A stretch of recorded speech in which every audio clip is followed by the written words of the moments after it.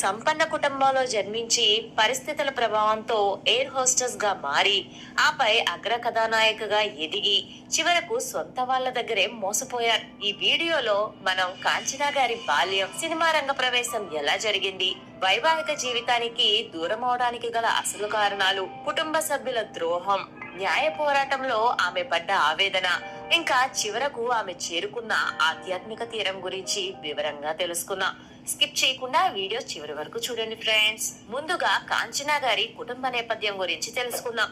కాంచనా గారి అసలు పేరు వసుంధరాదేవి. ఆమె 1939 ఆగస్టు 16న ఆంధ్రప్రదేశ్ లోని ప్రకాశం జిల్లాలో ఒక సంపన్న తెలుగు బ్రాహ్మణ కుటుంబంలో జన్మించారు. ఆమె తండ్రి పేరు రామకృష్ణ శాస్త్రి, తల్లి విద్యుల్లత. కాంచనా గారికి ఒక చెల్లెలు కూడా ఉన్నారు. ఆమె పేరు గిరిజ. వీరి పూర్వీకులు అత్యంత ధనవంతులు. అయితే వీరిది ప్రకాశం జిల్లా అయినా వారి నాన్నగారు ఉద్యోగం నిమిత్తం